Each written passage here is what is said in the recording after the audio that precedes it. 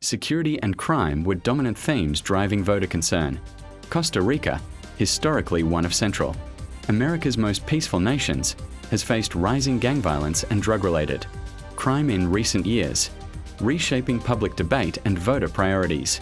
The Guardian.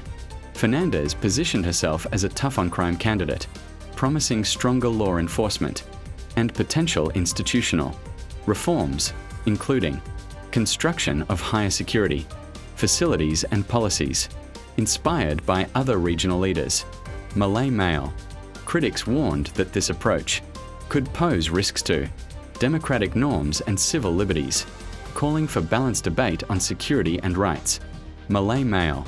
With Fernandez poised to win outright, the focus now turns to how she will govern.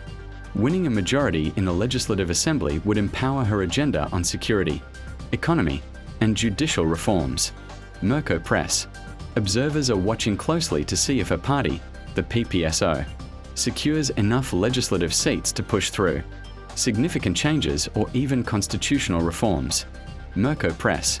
Costa Rica's election also reflects a broader trend in Latin America, where right-wing candidates have gained ground amid rising public concerns over crime and governance. Malay Mail. International reactions from neighboring countries and regional organizations will likely shape diplomatic relations and cooperative efforts on security and trade in the coming years. That's your update on the Costa Rica election 2026.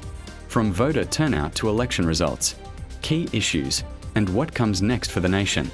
What do you think the future holds for Costa Rica under its new leadership?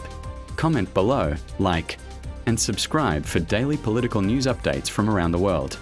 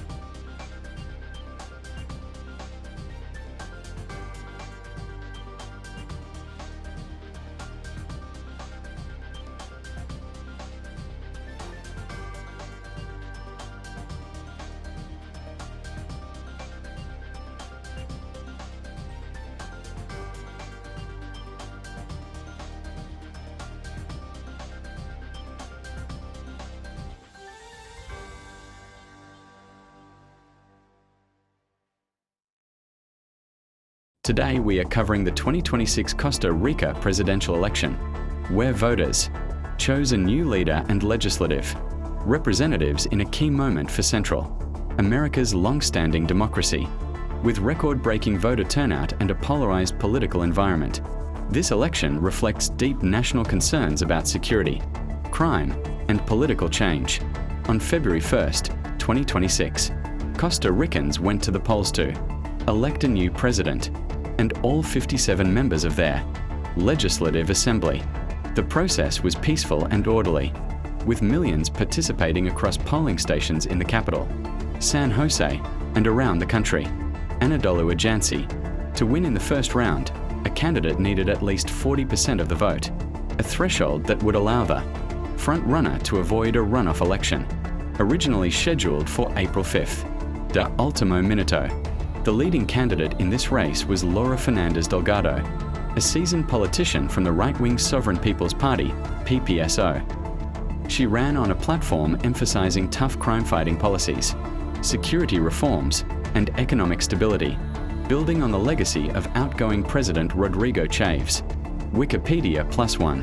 Her closest challenger was Alvaro Ramos, a centrist economist representing the National Liberation Party.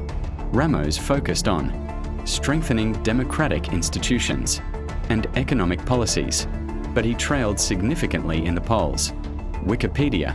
A third notable candidate was Claudia Doblez, representing a coalition of progressive forces, though she received a much smaller share of votes relative to the leading two. Al Jazeera. Voter participation was strong throughout the day, with stations opening early and closing at 6 p.m. local time. Officials from the Supreme Electoral Tribunal reported that the voting day passed with absolute normality and no serious incidents. And news. Costa Rica's electoral process also included voting at consulates abroad, ensuring that Costa Ricans living overseas could cast ballots. Anadolu Ajansi. As results began rolling in, Laura Fernandez emerged as the clear front runner with approximately 48 to 50% of the vote, potentially enough to secure victory without a second round. Reuters. Her closest rival Ramos was significantly behind, with about 1/3 of the ballots counted in his favor. Al Jazeera. Early reporting also showed that most other candidates failed to reach even 5% of the vote, leaving the main contest between Fernandez and Ramos. Merco Press.